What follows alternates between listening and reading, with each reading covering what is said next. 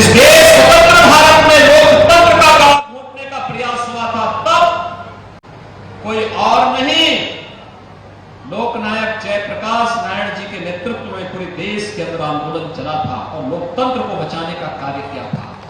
उसकी प्रेरणा भूमि यही गांव है, यहां का संघर्ष है।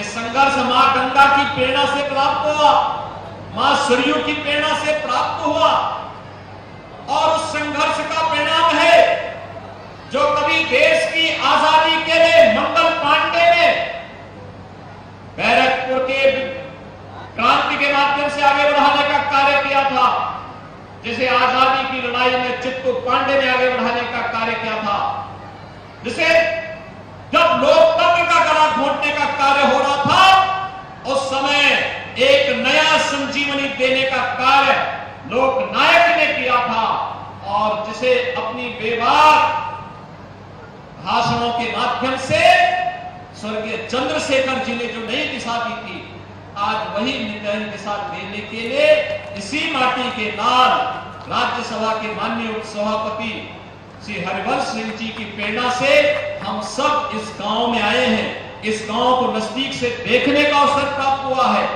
यहाँ के संघर्षों को समझने का अवसर प्राप्त हुआ है और इतनी देर तक इस कार्यक्रम के साथ जुड़ने का अवसर भी प्राप्त हुआ है। भाइयों बहनों ने इस अवसर पर आज लगभग 3700 करोड़ रुपए के विभिन्न परियोजनाओं को भी यह मंच बलिया वासियों को समर्पित कर रहा है।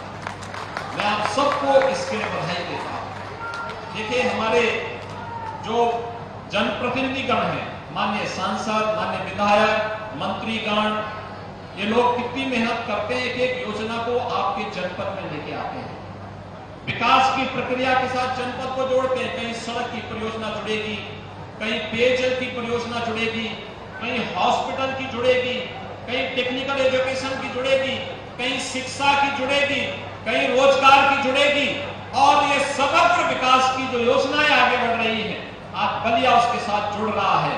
और अभी हम बहुत शीघ्र फिर आने वाले हैं, बलिया में मेडिकल कॉलेज के कार्य का शुभारंभ भी होना है कि नहीं होना है? सहमत हैं?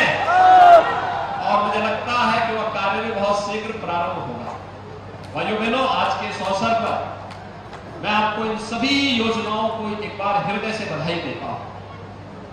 बलिया वासियों को इस बात की बधाई देता हूं कि संघर्षों से जो आपका पहचान बनी है, उस संघर्ष के जज्बे को अपने साथ सदैव लेकर के चलिए, अपनी पहचान बना करके चलिए और अपनी इस पहचान को बना करके जब तक बलिया चलता रहेगा, मुझे लगता है बलिया जहां कहीं भी रहेगा अपनी इस पहचान के लिए जाना जाएगा।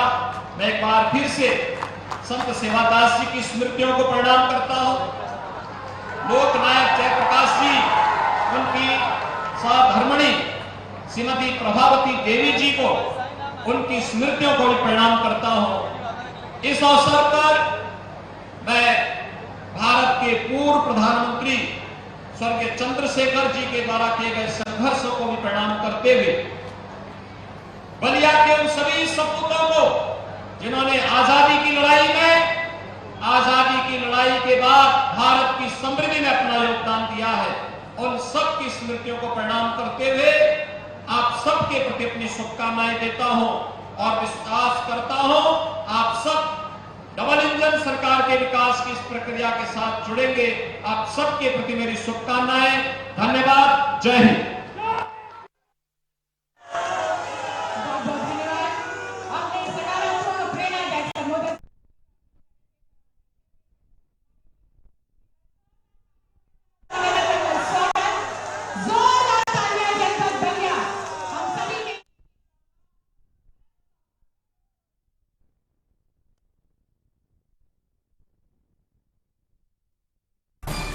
गुलाबी पर कोटे से लेकर मेट्रो में दौड़ लगाते जयपुर की हर